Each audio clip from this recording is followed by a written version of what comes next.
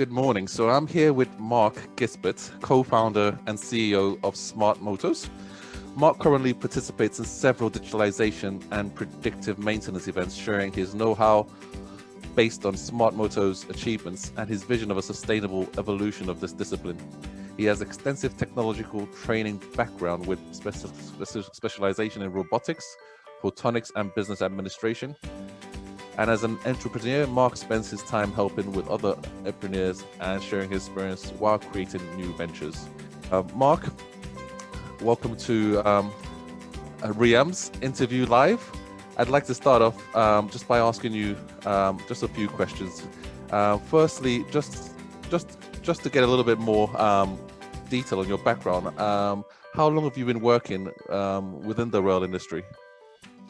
Okay, thank you, Victor, for the introduction, and good morning. Pretty much, I've been working in the railway industry since 2006, so pretty much that's 15 years. Working in well, not only railway industry but also digitalization. Actually, when we started with this, it wasn't even called digitalization. It was called monitoring and doing stuff with data. Now we've got a lot of fancy words to categorize what we work with. So pretty much, yeah, that's 15 years experience, which seems a lot to me. Fantastic. And I mean, in your time in rail, what's been the most ambitious or innovative project you've been involved in from an end client point of view? And can you maybe give us a little bit of details in terms of maybe the challenges you might have faced in this kind of project?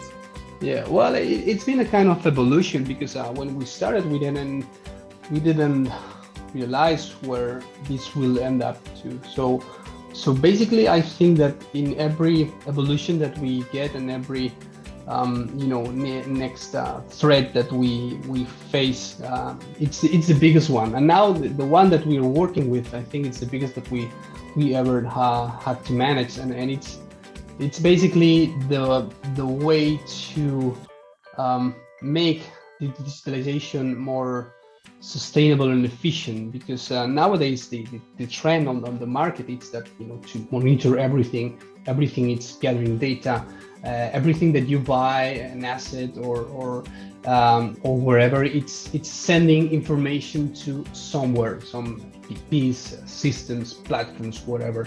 So I think that the thing that we need to manage and the most ambitious project that we are dealing with is to be like the integration partner for all of that. So to put everything into the same platform and give a big frame for all the digitalization strategies in our customers. So have like the digitalization standard within the railway market. So that is the most ambitious project that we ever work with. Okay, good. And I mean, on the kind of focus on predictive maintenance technologies, why do you see that being so important for the rail industry in terms of the challenges they're facing now? Well, the thing is that as much as we know the operators and maintainers, the constraints and maintenance keep on growing because of the complexity of the assets, more electronics, more automatized assets, the complexity. Complexity of those assets, it's increasing day by day, and also the schedules are shorter. The infrastructures are bigger, the resources are lower because they don't have much money to hire people, and basically it means that we need to be more efficient. So wherever we put resources, that the impact on the availability and reliability it's the higher, because we have less people to maintain more things in less time. Fantastic. And on that note as well, I mean, obviously looking into the future in terms of projects, or maybe even currently projects that you're working on now, what are the kind of more innovative future projects you're working on in terms of improving track efficiency, and where do you see this maybe going over the next 5 years?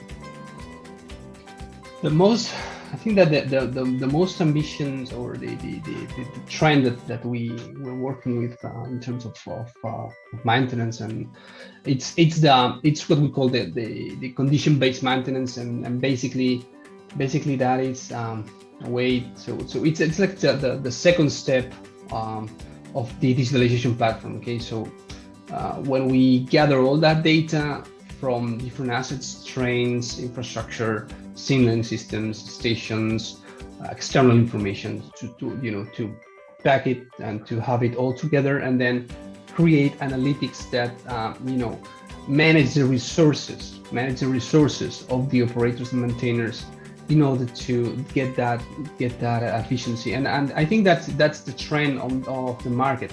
I think that we've been talking a lot about condition-based maintenance since a lot of years, but we haven't seen much of that. And I think that the next step in the evolution is to really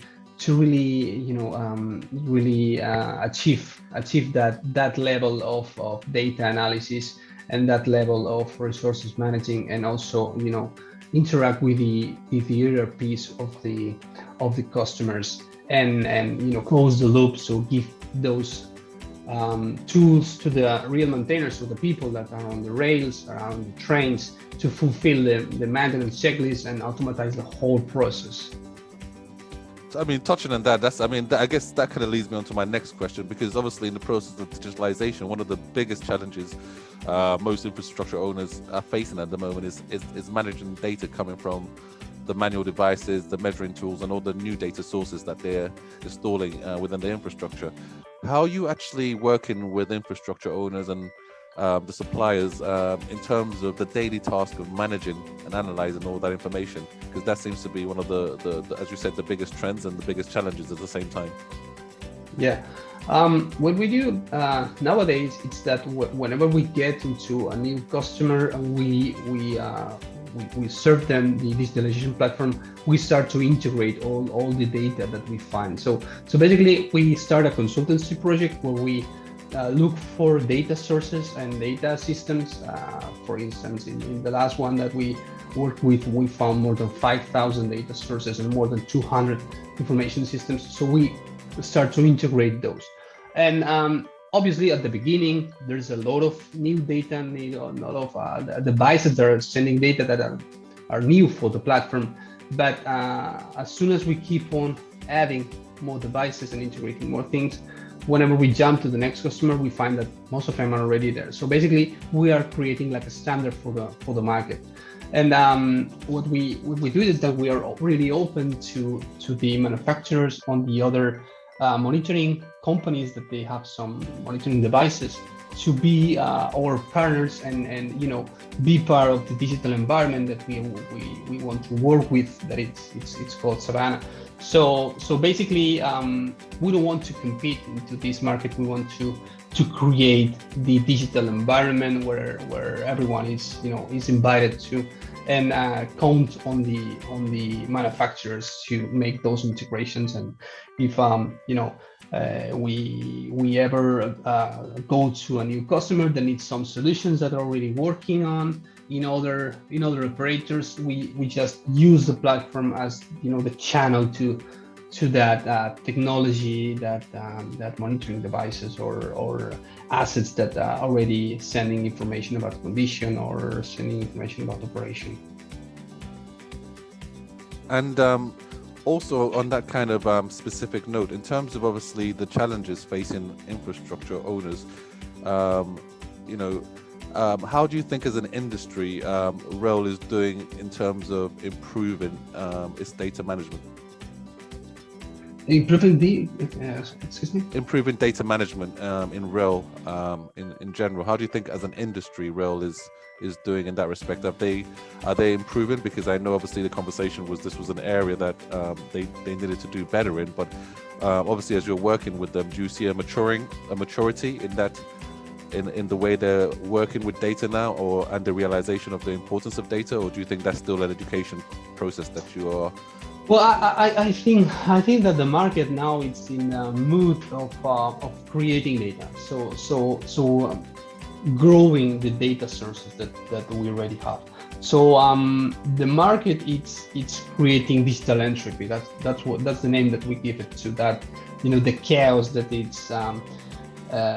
it's growing now because of many operators, many infrastructure companies are gathering, are buying solutions that just send data. So basically, I think that there will be a period of 2 or 3 years where the market will keep on, pushing for data solutions, but not working on the other side, which is the data governance and managing all that data. So basically, nowadays the market it's in the mood of selling devices that have added value, added cost.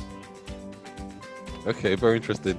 And obviously, going back to your presentation, can you give us a taste of what your presentation will cover for those who aren't aware of what smart motors do? Yeah, my presentation will focus on the first term in the thread about the digital entropy and how do we face that issue and how Savannah could help and how it's helping nowadays some operators to give a scope and a frame for that those digitalization strategies and initiatives. And then we will focus a little bit about how do we manage this data and how can this data help in terms of, for instance, condition-based maintenance, and some figures about how do we work and some examples of integrations, etc.